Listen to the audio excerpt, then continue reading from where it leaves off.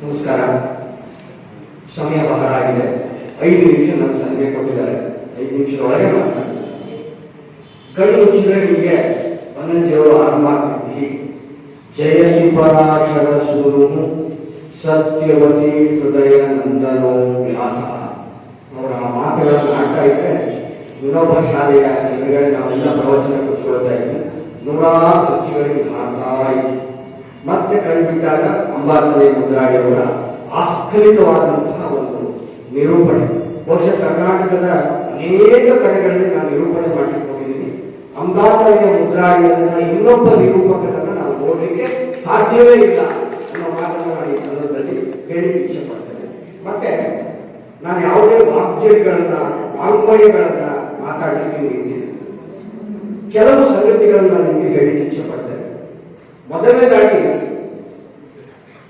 ಪೇಜಾವರದವರು, ಪೇಜಾವರ ಶ್ರೀಗಳು ಮತ್ತು ಬನ್ನಂಜಿಯವರು ಇಬ್ಬರೂ ಕೂಡ ಟೀಕೆಗೊಳಗಾದರು. ಅತಿ ಹೆಚ್ಚು ಟೀಕೆಗೊಳಗಾದರು. ಪೇಜಾವರ ಸ್ವಾಮಿಗಳು ನಾವೆಲ್ಲರೂ ಕೇಳೋದು, ನಿಮ್ಮ ಇಷ್ಟೇ ಊಟ ಮಾಡಿದ್ರಿ, ಹೀಗೆಲ್ಲ ಓಡಾಡ್ತಿದ್ರಿ, ಏನಾರ ಅಂತ ನನಗೆ ಕೃಷ್ಣ ಹೇಳಿದ್ದಾರೆ, ಹಾಗಾಗಿ ನಾನು ಮಾಡಿದ್ದೇನೆ ಅನ್ನೋ ಮಾತನ್ನು ಹೇಳ್ತಾರೆ. ಬನ್ನಂಜಿಯವರು ಅಷ್ಟೇ, ನಿಮ್ಗೆ ಗೊತ್ತಿದೆ, ಮಧ್ವ ಒಂದು ಸಮಾಜದ ಹುಟ್ಟಿ ಬಹಳ ಕಠೋರ ಕರ್ಮಠವಾಗಿ ಬದುಕಬೇಕಾದಂತಹ ದಿನಗಳಲ್ಲಿ ಶರ್ಟ್ ಹಾಕಿ ಕ್ರಾಪ್ ಬಾಚಿ ಪ್ರವಚನ ಮಾಡ್ತಾರೆ ಅಂತಂದ್ರೆ ಅಂಥವ್ರನ್ನ ಸ್ವೀಕರಿಸದೇ ಇರುವಂತಹ ದಿನಗಳಿವೆ. ಆದರೂ ತನ್ನ ಕೆಲಸದ ಮುಖಾಂತರ, ಸಂಸ್ಕೃತದ ಪರಿಚಾರಿಕೆಯ ಮೂಲಕ ಇಡೀ ಕರ್ನಾಟಕದ ಗಮನವನ್ನು ಸೆಳೆದು ಅಂಥವರಿಗೂ ಪ್ರವೇಶ ಮಾಡಿದಂಥವರು ಬನ್ನಂಜಿಯವರು. ಈ ಒಂದು ಚಳುವಳಿಯನ್ನು ಅವರು ಸದಾ ನಡೆಸ್ತಾ ಬಂದರು. ವೀಣಾಪು ಯಾವಾಗಲೂ ತಮ್ಮ ತಂದೆಯವರು ಕುರಿತು ಕೆಲವು ಕಡೆಗಳನ್ನು ಮಾತು ಹೇಳಿರೋದು ನನಗೆ ನಿಜ ಅಂತ ಅನಿಸಿದೆ. ಏನಂದ್ರೆ, ತುಂಬಾ ಮುಖ್ಯವಾಗಿ ನಾವು ಬನ್ನಂಜಿಯವರ ಆಧ್ಯಾತ್ಮದ ಆಲೋಚನೆಗಳನ್ನ ಸ್ವೀಕರಿಸದೆ ಅವರು ಎಲ್ಲ ಒಂದು ರೀತಿ ಮಠದ ಸ್ವಾಮಿಗಳ ರೀತಿ ಸ್ವೀಕರಿಸಬೇಕು ಅನ್ನೋದನ್ನ ವೀಣಾವರು ಕೆಲವು ಕಡೆಗಳಲ್ಲಿ ಹೇಳಿದ್ದಾರೆ. ನಾನು ಅನೇಕ ಬಾರಿ ಅವರಿಗೆ ವೀಣಾವ್ರ ಬಗ್ಗೆ ಕೇಳೋದು ಬನ್ನಂಜಿಯವರು. ಯಾಕಂದ್ರೆ ನಮಗೆ ಬಹಳ ಸಲಿಗೆ ಇತ್ತು. ಅವರು ಪ್ರವಚನ ಮುಂದೆ ನಾವು ಮಾತಾಡ್ತೀವಿ, ಪ್ರವಚನಕ್ಕಿಂತ ಮುಂಚೆ ಮಾತಾಡ್ತೀವಿ.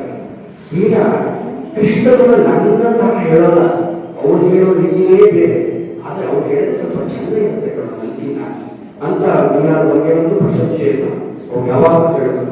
ಇನ್ನು ಬನ್ನಂಜಿಯವರು ಬಹಳ ಜನ ಅವರಿಗೆ ಟೀಕೆ ಮಾಡೋದು, ಕುರ್ಚಿ ಗಡ್ಡ ಬಿಟ್ಟಿದ್ದಾರೆ, ಕ್ರಾಪ್ ಕುಟ್ಕೊಂಡಿದ್ದಾರೆ, ಇಂಥವರು ಉಪನ್ಯಾಸಗಳನ್ನು ಮಾಡ್ತಾರೆ. ಅವ್ರು ಯಾವಾಗ ಒಂದು ತಮಾಷೆ ಮಾಡ್ತಾರೆ, ನನಗೆ ಗಡ್ಡ ಅಷ್ಟೇ ಜಾಗಕ್ಕೆ ಬೆಳೆಯೋಗ್ತಾನೆ, ಹಾಗಾಗಿ ನಾನು ಮುಖವನ್ನು ನೋಡ್ಬೇಡಿ, ನಾ ಮಾಡೋ ಕೆಲಸವನ್ನ ನೋಡ್ರಿ ಅಂತ.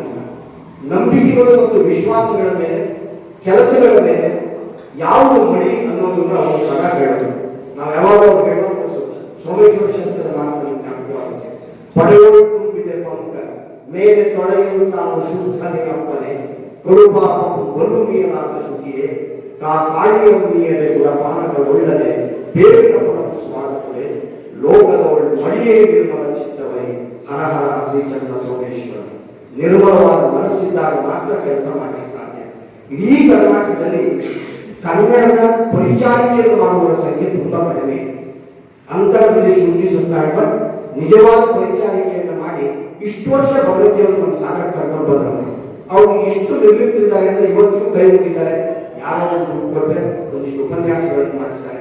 ಇಂಥ ಕೆಲಸ ಮಾಡುವಂಥವರಿಗೆ ಸರ್ಕಾರ ಯಾಕೆ ಗುರುತಿಸಲ್ಲ, ಯಾಕೆ ಪುರಸ್ಕಾರ ಕೊಡಲ್ಲ ಅನ್ನೋದು ಕೂಡ ನಮಗೆ ವ್ಯಥೆ ಆಗುತ್ತೆ. ಇವತ್ತಿಗೂ ಶುದ್ಧಿ ಸುತ್ತಾಡುವಂತೆ ಏನು ಬೇಕಾಗಿಲ್ಲ. ಅಡಿಗೆ ಗಂಡಾಗಿ ತೆಗೆದಿಕೋ ಈ ಕೋಟು ಈ ಶರಟು ಈ ಶರಾಗಿ ಈ ಪಕ್ಕನ ಜೋತ್ರಿಯು ನಿನ್ನದೆ ತೆಗೆದಿಕೋ ನೀ ಕೊಟ್ಟ ವಸ್ತ್ರವಿಲಾಪ ಅನ್ನಕ್ಕೆ ಏನು ಬೇಡ. ಅದಕ್ಕೆ ಇಷ್ಟು ಒಳ್ಳೆಯ ಬನ್ನಂಜಿಯಂತವರನ್ನ ಸಾಗರಕ್ಕೆ ಕರೆದುಕೊಂಡು ಬಂದ್ರಲ್ಲ, ಇದಕ್ಕಿಂತ ದೊಡ್ಡ ಆಸ್ತಿ ನಮಗೆ ಏನ್ ಕೊಡ್ಲಿಕ್ಕೆ ಸಾಧ್ಯ? ಹಾಗಾಗಿ ಈ ವೇದಿಕೆಯಿಂದ ಶುದ್ಧಿ ಸಿದ್ಧಾಂತ ಬಂದವರಿಗೆ ಒಂದು ಚಪ್ಪಾಳೆ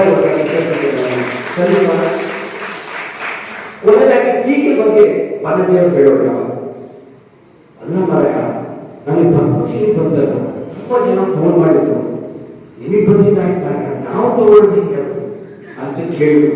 ಇಂಥ ಜನರು ಇರ್ತಾರ ಅಂತ ಅನಿಸ್ತು ಅಂತ ಬನ್ನಂಜಿಯವರು ನಮ್ಗೆ ಹೇಳಂತ ಮಾತು. ಮತ್ತೆ ಬನ್ನಂಜಿಯವರ ಜೊತೆಯಲ್ಲಿ ಪ್ರವಚನ ಮುಗಿದ್ಮೇಲೆ ತುಂಬಾ ನಾವು ಪ್ರೀತಿಯಿಂದ ಮಾತಾಡ್ತಾ ಇದ್ವಿ. ಕೆಲವು ಕುಚೋದ್ಯದ ಪ್ರಶ್ನೆಗಳನ್ನು ಕೇಳಿದ್ರು ಅಷ್ಟೇ ಗಂಭೀರವಾಗಿ ಉತ್ತರ ಕೊಡ್ತಾ ಇದ್ರು. ಇನ್ನು ಪೇಜಾವರ ಶ್ರೀಗಳು ನಮ್ದು ಒಂದು ವಿಶೇಷವಾದ ಸಂಬಂಧ. ಏಕೆಂದ್ರೆ ನನ್ನ ಅಜ್ಜ 10 ವರ್ಷಗಳ ಕಾಲ ಪೇಜಾವರ ಮಠವನ್ನ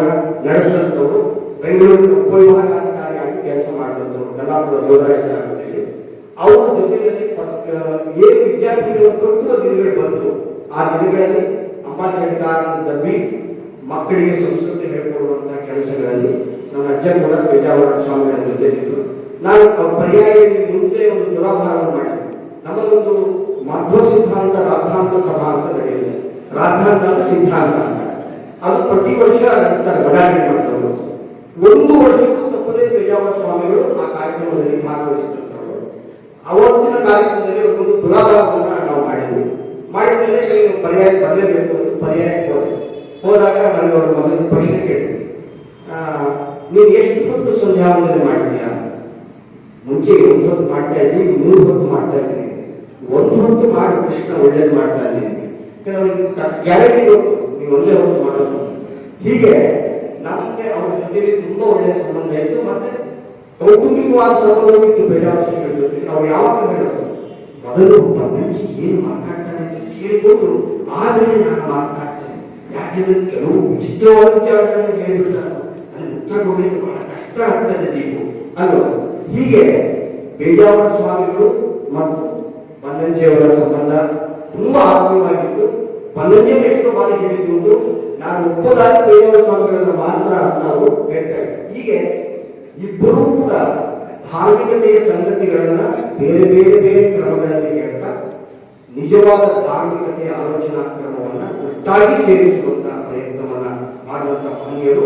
ಇಬ್ಬರೂ ದೀಕ್ಷಿ ಗುರಿಯಾದಂಥವರು, ಇಬ್ಬರೂ ಧರ್ಮ ಅನುಭವವನ್ನ ನಮಗೆ ಎತ್ತಿ ಹಿಡಿದು ತೋರಿಸಿದಂಥವರು. ತುಂಬಾ ಮುಖ್ಯವಾಗಿ ಇವತ್ತು ಮಲೆಗೋರ್ಕೊಂಡು ಬಂದಿದ್ದಾರೆ.